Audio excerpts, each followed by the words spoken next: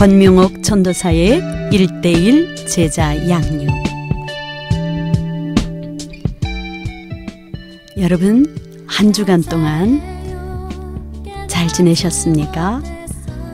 우리는 중심 대신 그리스도에 대해서 우리가 함께 공부하고 있습니다. 예수님은 그리스도십니다. 마태복음 16장 16절에 우리 베드로가 고백하였던 것처럼 이 예수님은 그리스도십니다. 기독교의 모든 메시지가 여기에 다 들어있죠. 이 그리스도라는 말은 바로 헬라어로 anointed, 바로 기름 부음을 받은 자라는 뜻입니다. 이 그리스도에는 이 뜻이 예수님은 선지자적 직능을 가지고 계신 분이시다, 이 말입니다. 예수님은 우리에게 주시는 하나님의 말씀이시며 하나님을 떠난 백성들이다. 하나님에게 갈 수 있는 길을 바로 제시하시는 선지자시라는 것입니다. 또 예수님은 제사장적 직능이 있으십니다. 예수님은 우리 위해 십자가에 죽으심으로 영원한 제사를 드림으로 우리의 제사장이 되셔서 우리의 죄의 문제를 해결해 주셨습니다. 우리의 제사장이 되셨습니다. 예수님은 일반적으로 권위자를 존칭하는 칭호로 사용하나 노예가 주인을 말할 때 쓰는 칭호가 바로 제사장적 기능입니다. 그러나 성경에 수록된 주는 하나님을 표현하는 칭호입니다. 예수님은 바로 그리스도십니다. 또 예수님은 이 그리스도라는 의미에는 왕적 직능이 있습니다. 예수님은 우리를 다스리시는 분이시며 마귀의 일을 멸하시는 분이십니다. 예수님의 이름의 뜻은 바로 예수, 여호와 하나님은 구원이시다. 또 예수님의 이름의 뜻은 그리스도, 또 예수님의 뜻은 주님이라는 것입니다. 그 예수 그리스도, 그분은 바로 내 인생의 해답이십니다.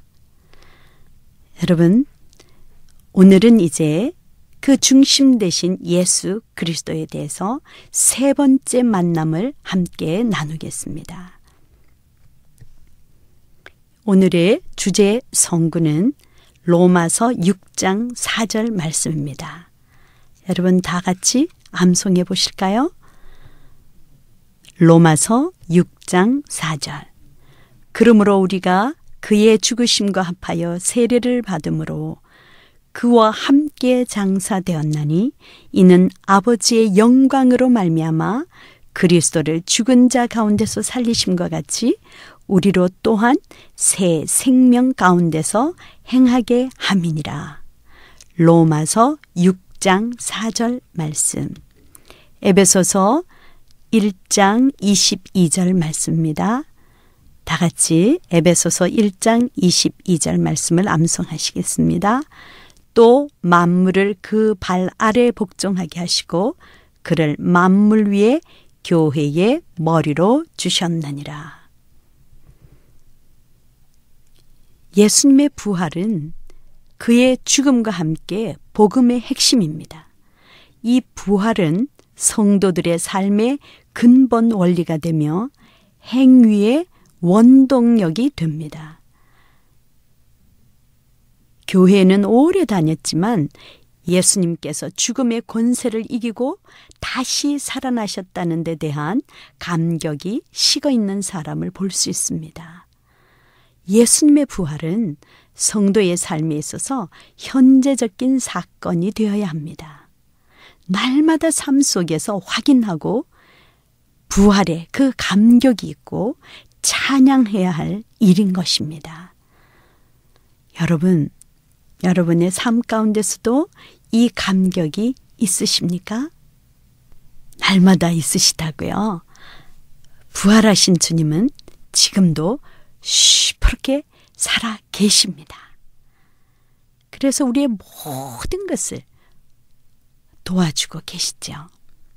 오늘 부활하신 그 주님을 만남으로 여러분의 모든 문제가 해결되는 역사가 일어나기를 원합니다. 우리는 우리와 만났던 사람들이 죽거나 떠나가게 되면 그 사람에 대한 기억만을 갖게 됩니다. 아무리 위대한 사람일지라도 죽은 후에는 우리의 기억 속에는 남아있지만 실제적인 영향은 주지 못합니다. 지금까지 예수님의 생애와 죽음에 대해서 아셨습니다. 정말로 놀라운 사랑의 표현이요, 고귀한 희생정신의 결과입니다. 그러나 예수님이 십자가의 죽으심으로 그의 생애가 끝나버렸다면 그는 하나의 위대한 인물로만 기억되었을 것입니다. 그런데 성경은 예수님이 죽었다가 다시 살아났다고 말합니다. 그리고 그 예수님은 지금 살아서 역사한다고 합니다. 여러분은 이 사실에 대해서 어떻게 생각하십니까? 예수님의 생애와 죽음에 대해서 알고 그를 높이 평가하는 사람들이 있습니다. 그러나 그들이 예수님의 부활에 대해서 모른다면 예수님을 제대로 평가하는 것은 아닙니다. 왜냐하면 예수님의 부활은 본인이 살아있을 때 예언한 것이고 또 그의 제자들이 목숨을 내걸고 증거한 것이기 때문입니다. 그래서 이 삶과에서는 예수 그리스도의 죽음과 함께 부활에 관하여 살펴보겠습니다. 두 번째로 예수님의 부활의 증거들과 승천하신 사실, 현재 어디에 계시며 무엇을 하고 계시는지 알게 합니다. 세 번째로 오늘날 예수님의 부활이 우리에게 주는 실제적인 의에 관해 깨닫게 합니다.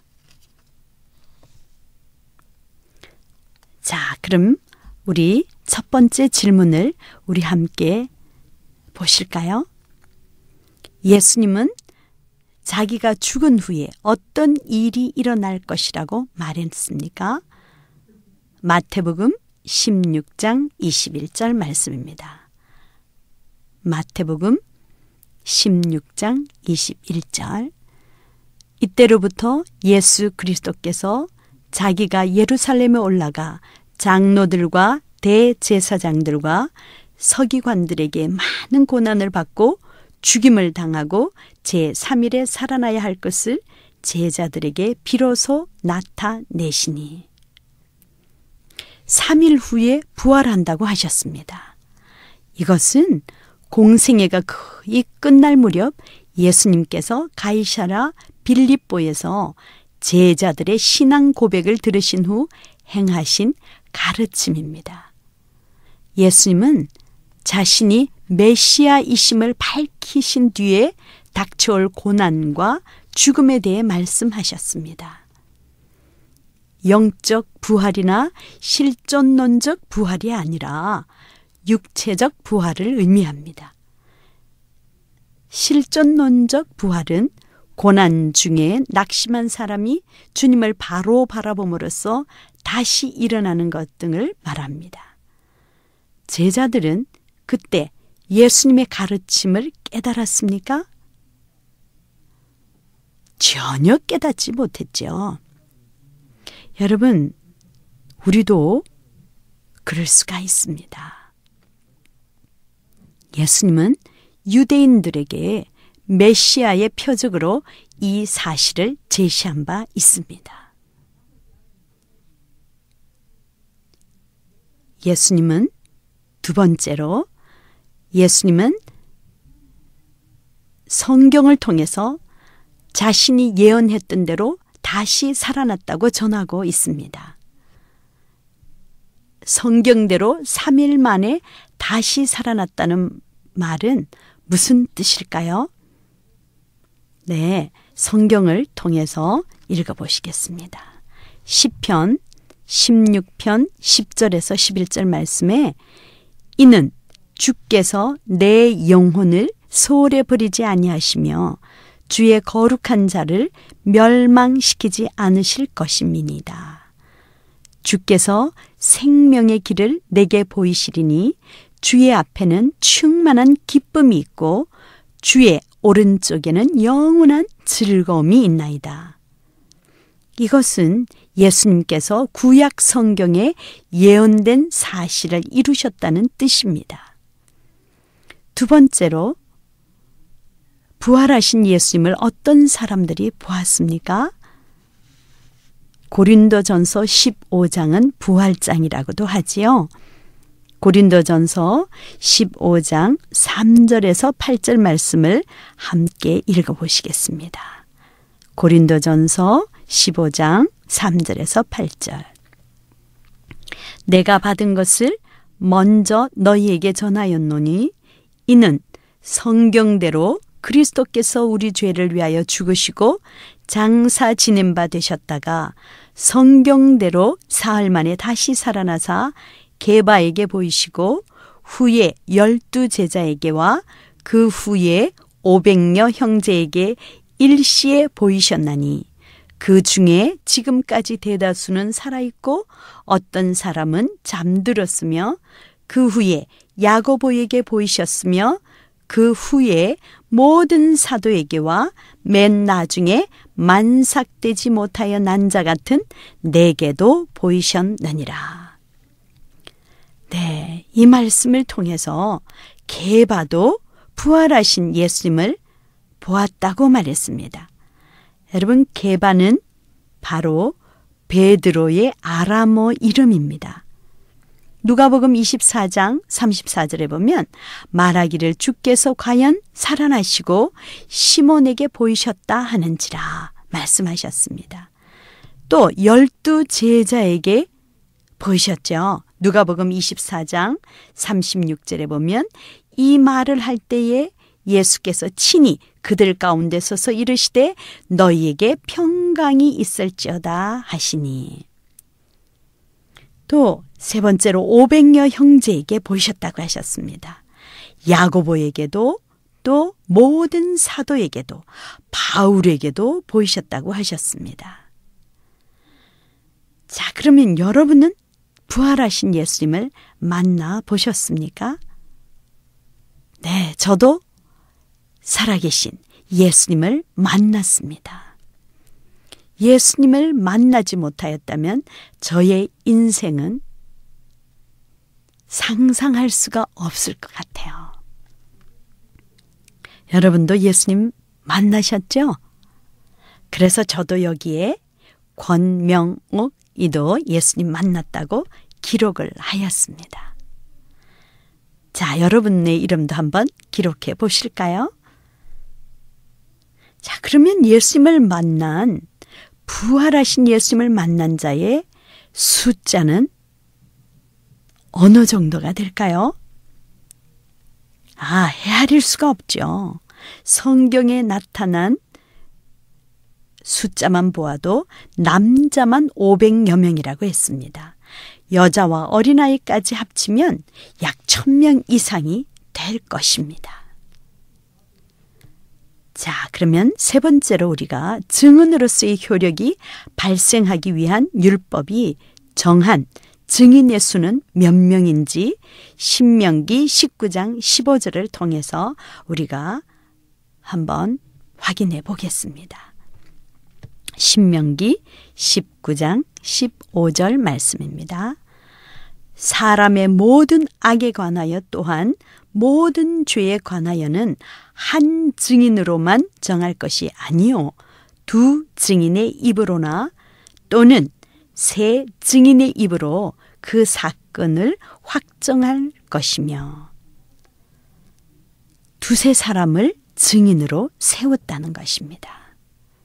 법정에 증인을 세울 때 우리 2명 이상을 세우듯이 부활의 사건을 상세히 기록한 문서들과 수백 명의 목격자들의 부활을 증거하고 있습니다. 그래도 더 증인이 필요할까요? 그렇죠. 충분합니다. 자, 그러면 500여 명이 보고 증언한 사실을 믿지 않는 사람은 어떤 사람이라고 생각이 되십니까? 비합리적이며 영적 어둠에 빠져 있다고 말할 수가 있겠죠.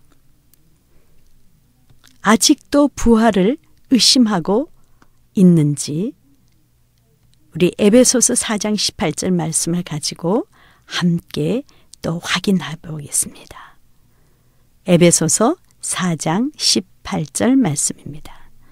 그들의 총명이 어두워지고 그들 가운데 있는 무지함과 그들의 마음이 굳어짐으로 말미암아 하나님의 생명에서 떠나 있도다.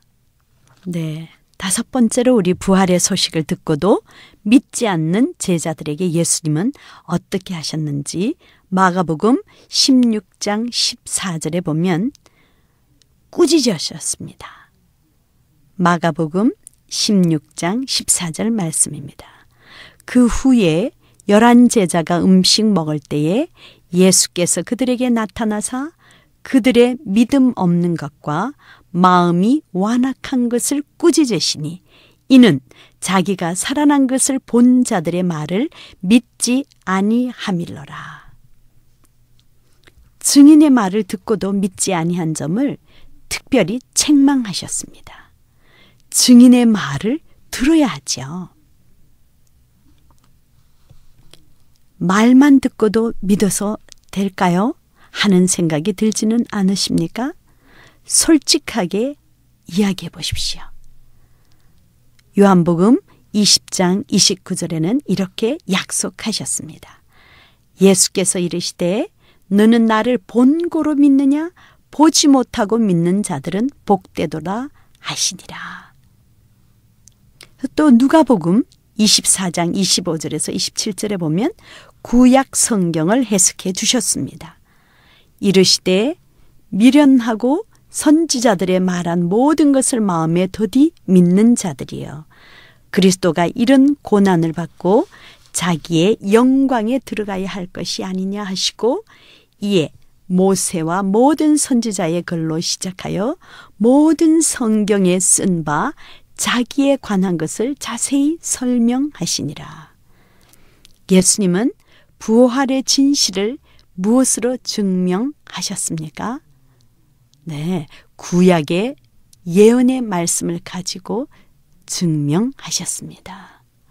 왜 부활한 자신의 몸을 가지고 증명하지 않으셨을까요? 그것은 만약 보고 믿게 하여 체험에만 의존하게 하면 체험이 없는 경우는 곤란하게 됩니다. 하나님께서는 하나님의 말씀에 근거해서 믿기를 바라십니다. 우리 살아계신 주님을 통해서 찬양으로 하나님께 영광 돌리시겠습니다.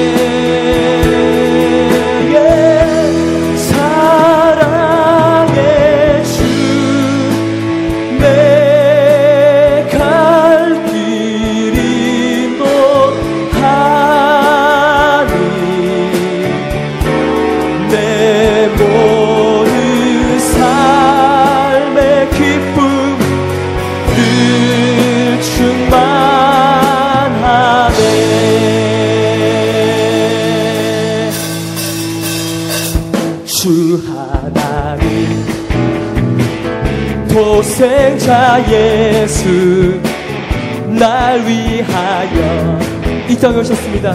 오시었네 내 모든 죄 용서하시고 무덤에서 부활하신 나의 구세주. 아멘. 살아계신 주님 우리의 참 소망이십니다. 걱정 의심 전혀 없네.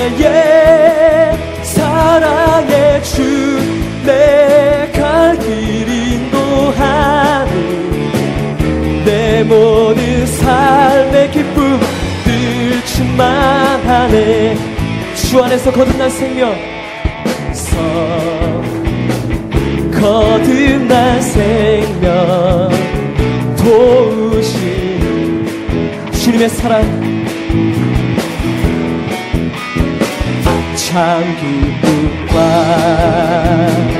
확신 가지고 예수님의 도우심을 믿으며 살리. 할렐루야. 나의 참 소망이 되신 주님, 걱정 의심 우리에게 전혀 없습니다. 사랑의 주 내 갈 길 인도하는 내 모든 삶의 기쁨 늘 충만. 살아계신 주님, 살아계신 주 나의 참된 소망 걱정 의심 우리에게 전혀 없습니다. 사랑의 주 내 갈 길 인도하니 내 모든 삶의 기쁨 늘 충만하네.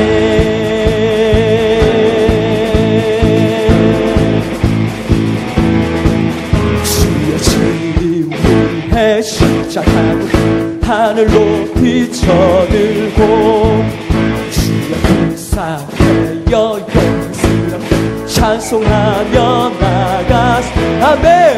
나가세 나가세 주 예수만을 위하여 목숨까지도 바치고 싸움터로다.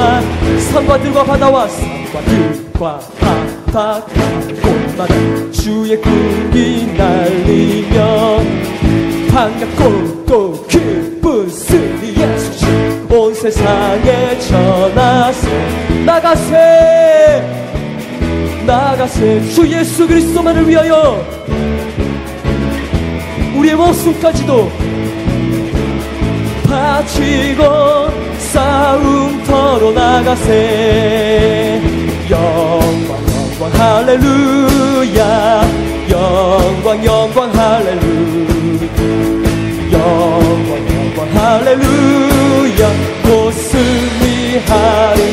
주님께 영광 영광 영광 할렐루야 영광 영광 할렐루야 영광 영광 할렐루야 곧 승리하리. 주님께 영광 영광 영광 할렐루야 영광 영광 할렐루야 영광 영광 할렐루야 곧 승리하리라.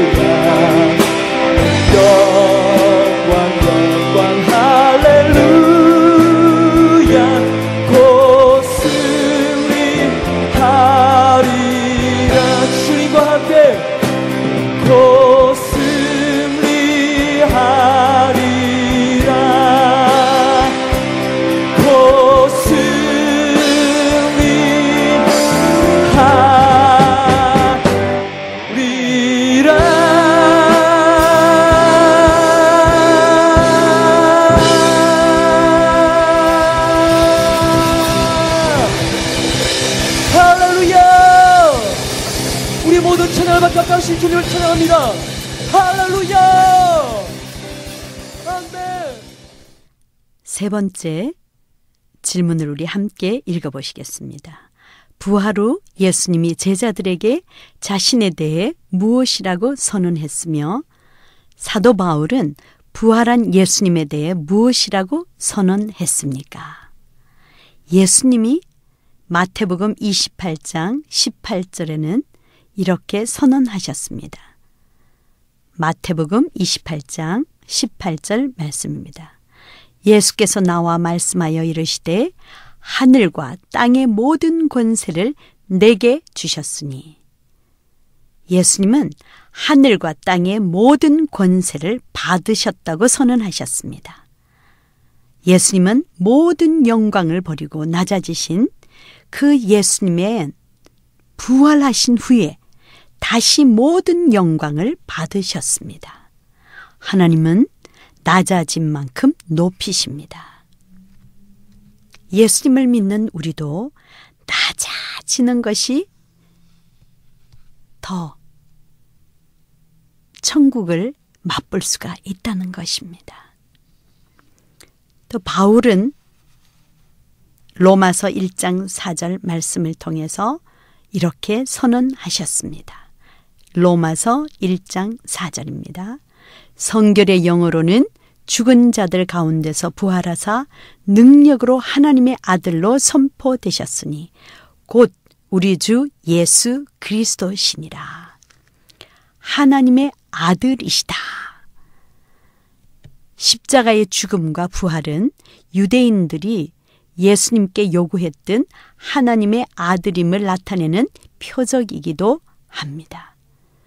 부활을 통해서 예수님이 메시아와 하나님의 아들이심을 밝히 드러내셨습니다. 4번을 우리 한번 읽어보겠습니다. 사도행전 1장 9절에서 11절을 읽으십시오. 부활 후 예수님은 어디로 가셨습니까? 사도행전 1장 9절에서 11절입니다. 이 말씀을 마치시고 그들이 보는 데 올려져 가시니 구름이 그를 가리어 보이지 않게 하더라. 올라가실 때에 제자들이 자세히 하늘을 쳐다보고 있는데 흰옷 입은 두 사람이 그들 곁에 서서 이르되 갈릴리 사람들아 어찌하여 서서 하늘을 쳐다보느냐. 너희 가운데서 하늘로 올려지신 이 예수는 하늘로 가심을 본 그대로 오시리라 하였느니라. 예수님은 부활 후에 어디로 가셨습니까? 요한복음 14장 12절 말씀엔 내가 진실로 진실로 너희에게 이르노니 나를 믿는 자는 내가 하는 일을 그도 할 것이요 또한 그보다 큰 일도 하리니 이는 내가 아버지께로 감이라. 부활 후에 예수님은 하늘로 가셨습니다. 즉 아버지 하나님께로 가셨습니다. 그럼 왜 가셨을까요? 요한복음 15장 26절 말씀해 보면 요한복음 15장 26절입니다. 내가 아버지께로부터 너희에게 보낼 보혜사 곧 아버지께로부터 나오시는 진리의 성령이 오실 때에 그가 나를 증언하실 것이요.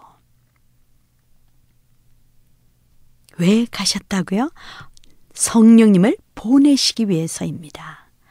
예수님은 성령님으로 우리 안에 들어오셔서 역사하고 계십니다. 자세한 것은 성령 충만해서 다시 한번 고찰하겠습니다.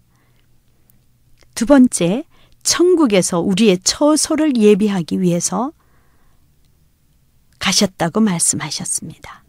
요한복음 14장 2절에서 3절 말씀입니다. 요한복음 14장 2절에서 3절 말씀입니다. 내 아버지 집에 거할 곳이 많도다. 그렇지 않으면 너희에게 일렀으리라. 내가 너희를 위하여 거처를 예비하러 가노니 가서 너희를 위하여 거처를 예비하면 내가 다시 와서 너희를 내게로 영접하여 나 있는 곳에 너희도 있게 하리라. 예수님은 성령으로 우리 안에 들어오셔서 역사하고 계십니다. 아멘이십니까? 5번째 질문을 우리 함께 에베소서 1장 20절에서 23절을 읽으시겠습니다. 부활하신 예수님이 받으신 것은 무엇입니까? 에베소서 1장 20절에서 23절 말씀입니다. 그의 능력이 그리스도 안에서 역사하사 죽은 자들 가운데서 다시 살리시고 하늘에서 자기의 오른편에 앉히사 모든 통치와 권세와 능력과 주권과 이 세상뿐 아니라 오는 세상에 일컫는 모든 이름 위에 뛰어나게 하시고 또 만물을 그의 발 아래에 복종하게 하시고 그를 만물 위에 교회의 머리로 삼으셨느니라. 교회는 그의 몸이니 만물 안에서 만물을 충만하게 하시는 이의 충만함이니라. 예수님은 현재 어떤 위치에 있습니까? 20절 말씀에 그의 능력이 그리스도 안에서 역사하사 죽은 자들 가운데서 다시 살리시고 하늘에서 자기의 오른편에 앉히사 하나님 보좌 우편에 앉아 계신다고 하셨습니다. 우편의 개념은 통치권의 개념으로 하나님과 동등한 주권을 가지고 계시다는 것입니다. 또 예수님은 현재 어떤 것들보다 뛰어나십니까? 21절 말씀을 읽어보시겠습니다. 모든 통치와 권세와 능력과 주권과 이 세상뿐 아니라 오는 세상에 일컫는 모든 이름 위에 뛰어나게 하시고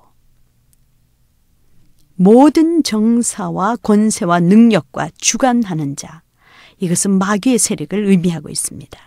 이는 메시아의 원수들이 그의 발등상이 된다는 것입니다. 시편 110편 1절의 예언을 이룬 것이죠. 110편 1절 여호와께서 내 주에게 말씀하시기를 내가 내 원수들로 내 발판이 되게 하기까지 너는 내 오른편에 앉아 있으라 하셨도다. 예수님은 현재 어떤 것들보다 뛰어나신지 이 세상뿐 아니라 오는 세상에 일컫는 모든 이름 위에 뛰어나게 하셨습니다. 하나님이 아담에게 주신 통치권은 죄로 인해 제한되었는데 이제 예수님 안에서 온전하게 이루어지게 되었습니다. 할렐루야! 하나님의 우편에 앉으신 예수님에게 주어진 2가지 결과는 무엇입니까? 22절 말씀입니다. 또 만물을 그의 발 아래에 복종하게 하시고 그를 만물 위에 교회의 머리로 삼으셨느니라. 우주 만물의 주관자로 역사를 다스리시는 분이시라는 것이죠. 예수님의 역사를 다스리고 인간의 생사화 복을 주관하는 분임을 깨닫고 있으십니까? 특별히 믿지 않는 부모, 형제, 직장의 상사들도 다스리고 계신다고 확신하십니까? 우리 각자의 삶을 인도하시는 분이 예수님이심을 확신하고 모든 것을 주님께 맡기실 수가 있으시겠습니까? 아멘이십니까? 모든 것을 다스리고 계시는, 통치하고 계시는 분은 살아계신 부활의 주님이십니다. 교회의 머리로서 교회를 다스리시는 분이십니다. 교회를 다스리는 분이 예수님이라고 인정한다면 예수님께서 나의 발걸음을 지금의 교회로 인도하셨음을 믿으시기 바랍니다. 빌립보서 2장 9절에서 11절을 우리 읽고 3가지를 한번 생각해 보겠습니다. 이름으로 하나님이 그를 지극히 높여 모든 이름 위에 뛰어난 이름을 주사 하늘에 있는 자들과 땅에 있는 자들과 땅 아래에 있는 자들로 모든 무릎을 예수의 이름에 꿇게 하시고 모든 입으로 예수 그리스도를 주라 시인하여 하나님 아버지께 영광을 돌리게 하셨느니라. 아멘이시죠? 최고의 명예를 주셨다는 거예요. 제자들은 이 이름을 귀하게 여겼습니다. 그래서 그들은 고난 중에서도 어떻게 행동하셨는지 사도행전 5장 41절을 읽고 생각해 보십시다. 사도행전 5장 41절 말씀입니다. 사도들은 그 이름을 위하여 능욕받는 일에 합당한 자로 여기심을 기뻐하면서 공회 앞을 떠나니라. 또 최고의 권세를 주셨습니다. 예수님이 최고의 권세를 가지신 분임을 알 때 현재 나의 삶은 어떤 모습이 될까요? 나의 주장하기보다는 주님께 겸손히 자신을 의탁하는 모습이 될 것입니다. 또 예수님은 최고의 영광을 주셨습니다. 우리가 어떻게 하면 예수님이 영광을 받으실까요? 네.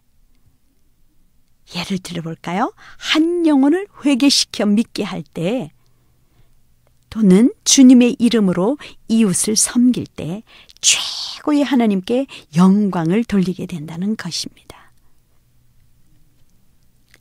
자, 이제 우리 다 같이 예수 가장 귀한 그 이름 찬양으로 하나님께 영광을 돌리시겠습니다.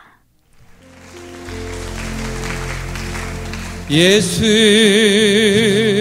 가장 귀한 그 이름 예수 언제나 귀고 들사 오 예수 나의 손 잡아주시는 가장 귀한 그 이름 예수 찬양하기 원하네 오 예수 처음과 나중 되시는 오 예수 목소리 높여 찬양해 가장 귀한 그 이름 예수 왕의 왕이 되신 주 예수 왕의 왕이 되신 주 예수 당신의 끝없는 사랑 오 예수 목소리 높여 찬양해 가장 귀한 그 이름 예수 가장 귀한 그 이름 예수 가장 귀한 그 이름 예수 언제나 기도 들으사 오 예수 나의 손 잡아주시는 가장 귀한 그 이름 예수 찬양하기 원하는 예수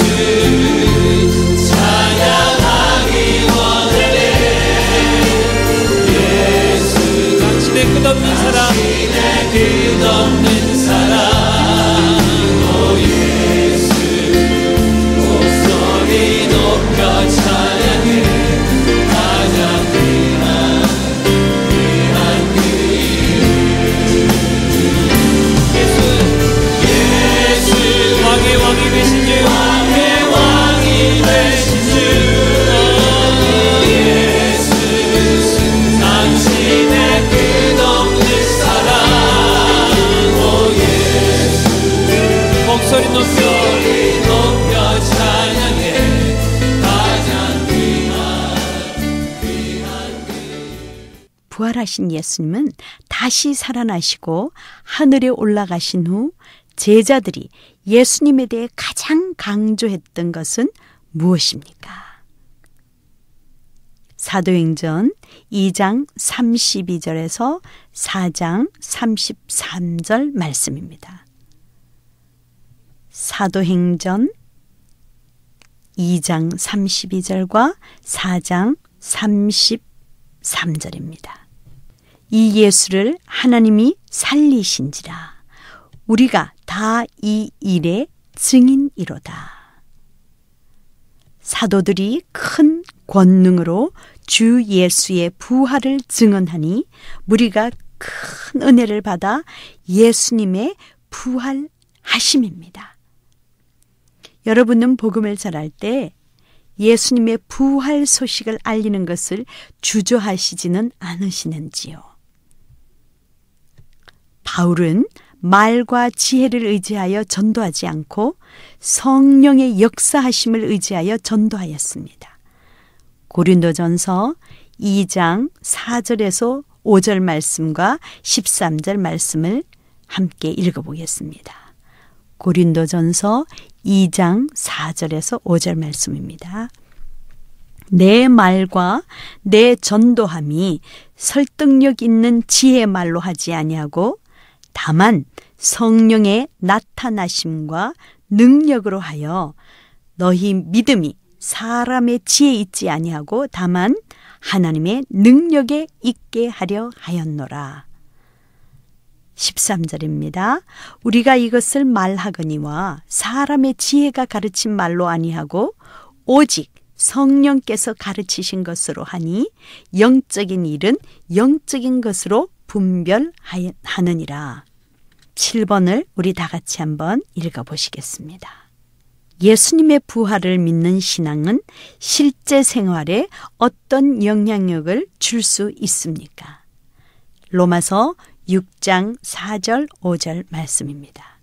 그러므로 우리가 그의 죽으심과 합하여 세례를 받음으로 그와 함께 장사되었나니 이는 아버지의 영광으로 말미암아 그리스도를 죽은 자 가운데서 살리심과 같이 우리로 또한 새 생명 가운데서 행하게 하려 함이라. 만일 우리가 그의 죽으심과 같은 모양으로 연합한 자가 되었으면 또한 그의 부활과 같은 모양으로 연합한 자도 되리라. 로마서 4장 25절에서는 무엇을 말씀하고 있습니까? 예수님은 우리가 범죄한 것 때문에 내줌이 되고 또한 우리를 의롭다 하시기 위하여 살아나셨다고 하셨습니다. 믿는 우리를 하나님께서 의롭다고 여기신다는 사실이에요. 저는 의로운 것이 전혀 없습니다. 그러나 예수님의 의를 덧입은 우리는 그 의 때문에, 모든 성도들은 그 의 때문에 하나님이 온전히 의롭게 여기신다고 말씀하셨습니다. 예수님의 부활을 믿는 자에게 칭의를 가져다 주셨습니다. 칭의란 주님께서 믿는 자에게 의롭다고 여겨주시는 것을 말합니다. 여러분은 하나님 앞에서 여러분 자신이 얼마나 의롭다고 여기십니까? 예수님의 의를 덧입기 때문에 하나님께서는 온전히 의롭다고 여기십니다. 만약 50%라고 대답한다면 그것은 겸손한 모습이 아니라 무지한 모습이라는 것입니다. 1%만이라도 불의하면 결코 하나님의 자녀가 될 수가 없습니다. 왜냐하면 율법은 99을 지키더라도 하나를 범하면 전체를 범하는 것이 되기 때문입니다.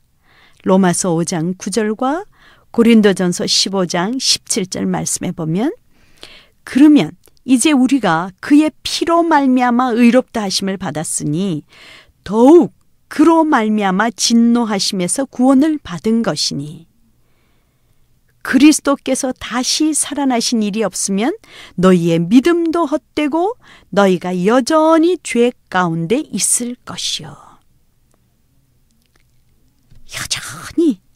여전히 죄 가운데 있을 우리를 부활하신 주님은 범죄한 그 모든 것을 완전하게 우리를 의롭게 하시기 위해서 십자가에 죽으시고 다시 살아나셨습니다. 할렐루야. 고린도전서 15장 20절과 22절에서는 무엇을 말씀하고 있습니까?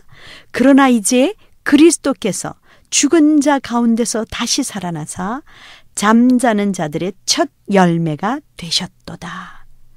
아담 안에서 모든 사람이 죽은 것 같이 그리스도 안에서 모든 사람이 삶을 얻으리라. 예수님의 부활은 성도의 부활을 보증하는 부활의 첫 열매이십니다.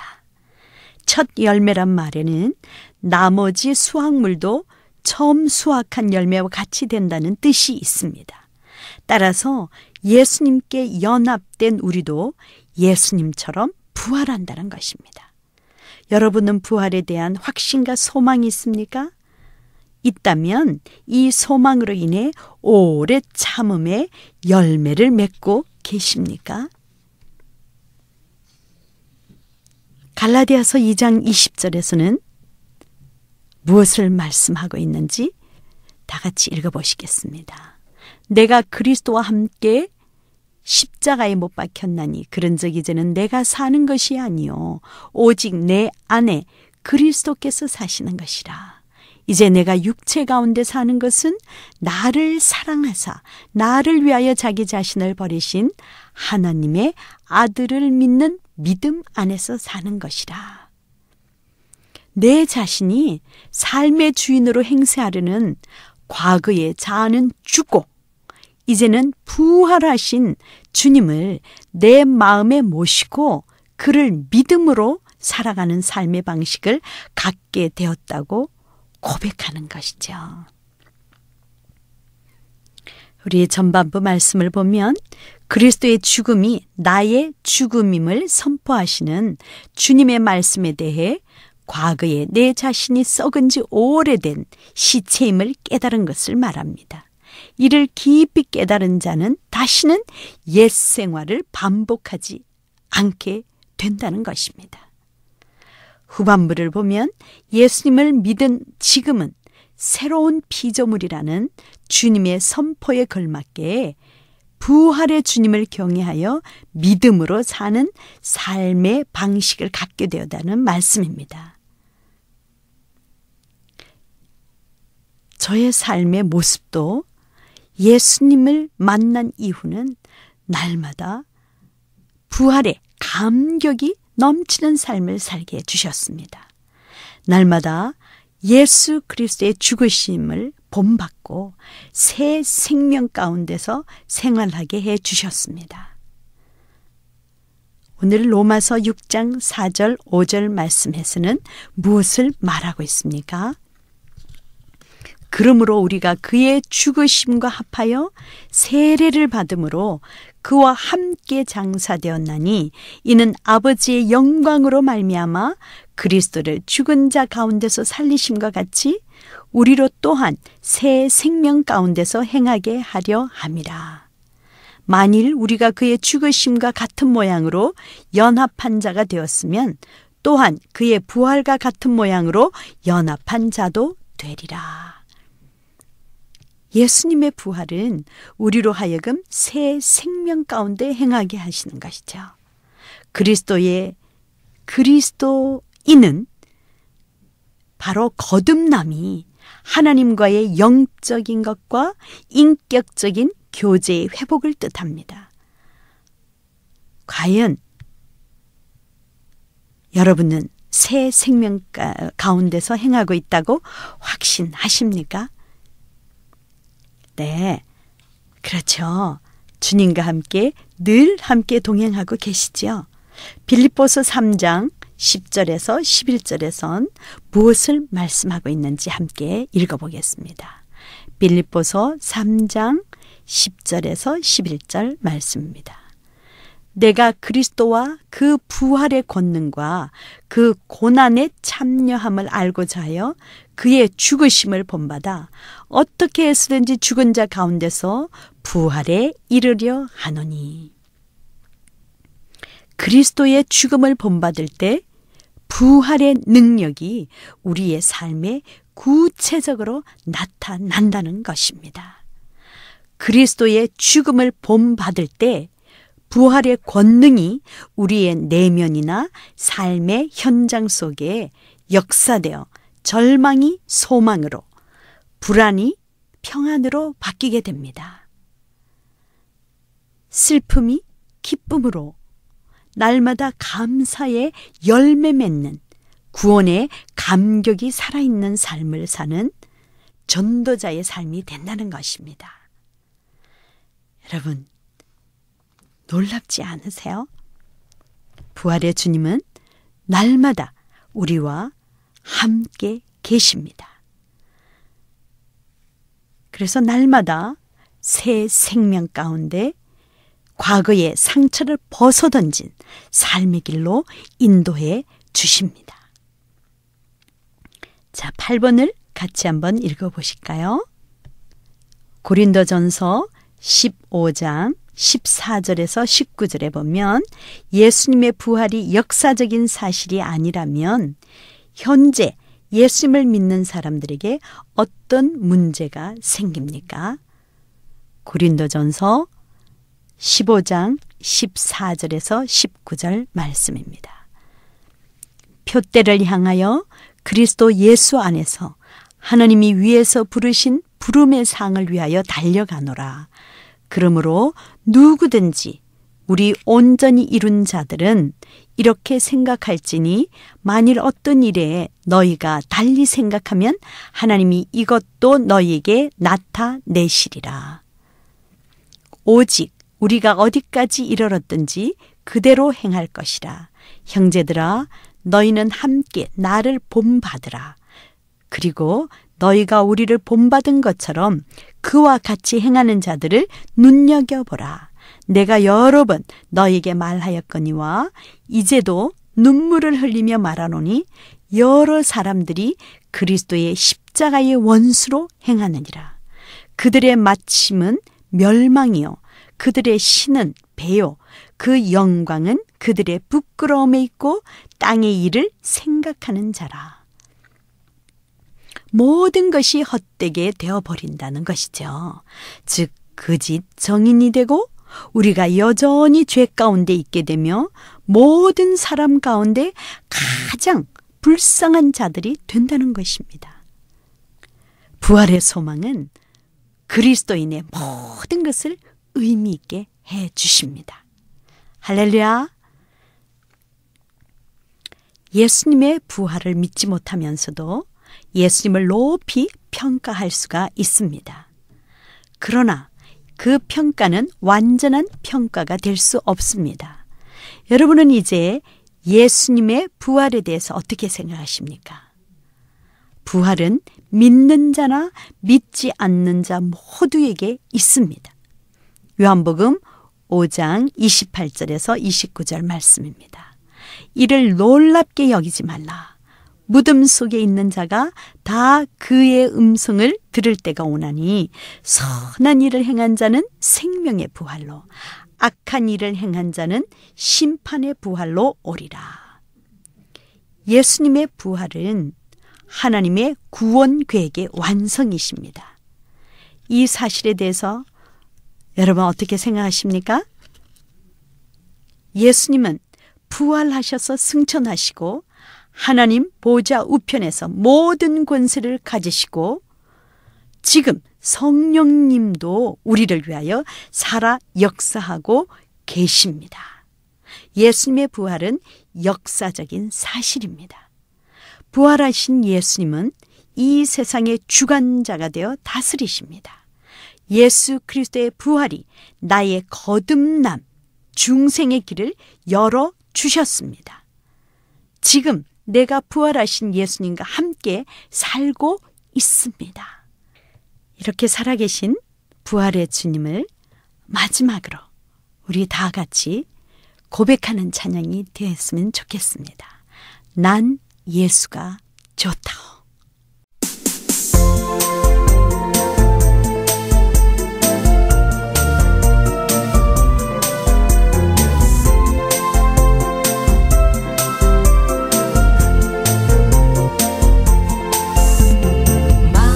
사람들 참된 진리를 모른 채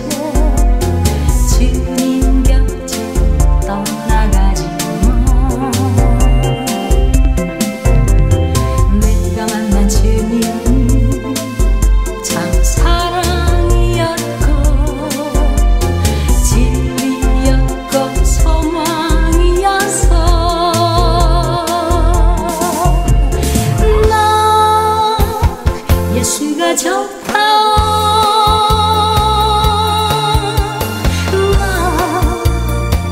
예수가 좋다. 주 사랑한다던 베드로 고백처럼 나 예수를 사랑한다.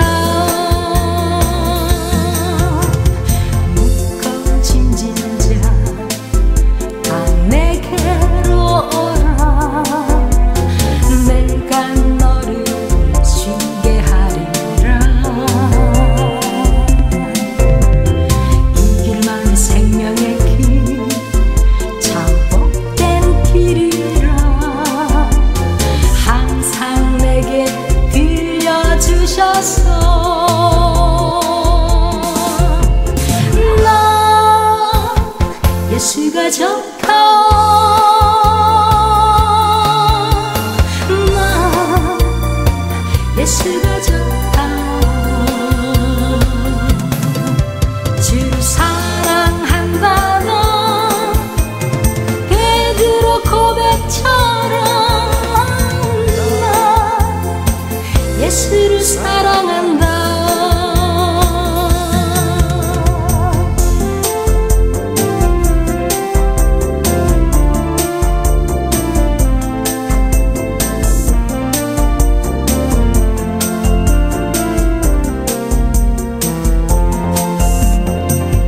그때가 마음은 잠든 행복을 찾거든. 예수님을 만나보세요. 그로 인하여 참 평안을 얻으며 나와 같이 고백할 거요. 나 예수가 좋다.